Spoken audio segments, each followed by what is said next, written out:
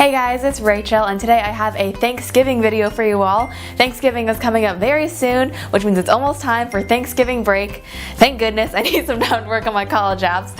I feel like every video I mention college apps now. Anyways, today we are making this Rilakkuma pumpkin pie. Pumpkin pie is one of my favorite desserts, and I mean like all-time favorite, not just during the fall time. It's just one of the most satisfying desserts. I guess it's something about having the custard and the flaky pie crust. Anyways, it is really good. So yeah, let's get started. First off, we're going to make our pie crust, and I definitely recommend that you make homemade pie crust. It is so much better than the refrigerated stuff. It's one of those things where it really does make a difference.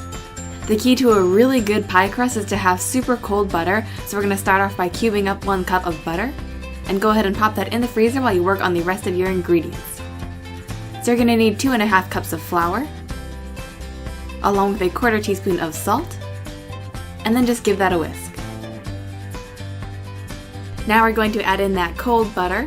I know it looks like a lot of butter, and that's because it is a lot of butter, but keep in mind that this makes 2 pie crusts. So now I'm just going to take a pastry blender and just cut in the butter.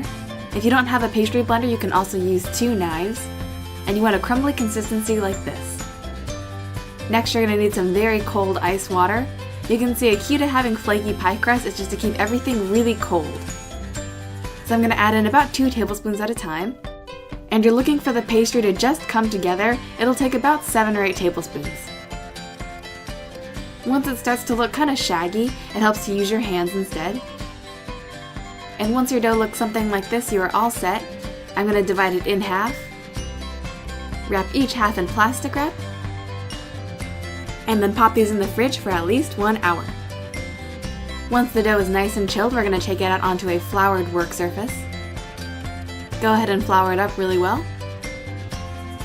And then we're going to start to roll this out into about an 11-inch circle. Now I have to say, rolling out pie crust into a circle is nearly impossible. It doesn't want to be a circle. It turns into some weird blobby shapes, but don't worry about it. Just take your pie plate and then trim the excess into a circle. And then I got kind of paranoid about it being too small, so I rolled it out a little bit more. And now to transfer our pie crust onto our pie plate, you're just going to roll it up onto your rolling pin. And don't grab it underneath the rolling pin like I just did. I was trying to hold the pie crust in one hand and then move the pie plate with the other. Anyways, you're just going to roll the pie crust into your pie tin. And then press it into all the edges, making sure it is nice and seated in there. Next, you're going to tuck under all the edges. This way you can deceive all your guests into thinking you can roll out a perfect circle. And it also gives you a really thick pie crust around the edges. Don't worry if it looks kind of lumpy and weird. It's going to be a little preschool looking at this point, but we're going to add a nice crimp in a second. For that crimp design, you're basically taking your thumb and forefinger on one hand, and then your thumb on the other hand, and making little pinches all the way around the pie crust. This is one of the first baking techniques I picked up from my mom, and if I could do this when I was like 12, I'm sure you guys could do it now. Next, because we don't want any air bubbles in our crust, I'm going to take a fork and then just dock the bottom of the pie. Then pop this in the fridge for about an hour. And don't forget to save those scraps from earlier. We're going to use those to make Rilakkuma's face. And now we can make the filling. It is very simple. You'll just need 3/4 cups of sugar, 1 teaspoon of cinnamon, a 1/2 teaspoon of ginger, a 1/4 teaspoon of cloves, and a 1/2 teaspoon of salt. One of the easiest mistakes I think you can make with pumpkin pie is adding too much spice. Be really careful when you're measuring your spices. They can get very overwhelming very fast, and I know it's tempting to add in a heaping teaspoon of cinnamon, but I promise 1 teaspoon is just enough. Now in a separate bowl, we're going to crack in 2 eggs. I recommend using a bowl with a spout. This will make it so much easier to pour out your pie crust later. Give those eggs a quick beat. Then we're going to add in 1 can of pumpkin puree. And then just mix this up. Next, we're going to add in our sugar spice mixture and mix that in too. Finish it off with 1 can of evaporated milk. You want to kind of stream this in slowly while you mix, and you'll have this kind of pumpkin soup looking mixture like this. Next, we're going to grab our nice chilled pie crust. Go ahead and pour in that filling, and this is when that spout definitely comes in handy. Give this a little shake, and then we're going to bake this off at 425 for about 45 minutes. In the meantime, we can work on our Rilakkuma face.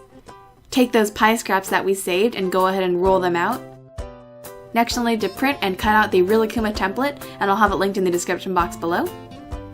You can either use the eyes as a guide or use something like a cookie cutter or a piping tip and cut out the eyes.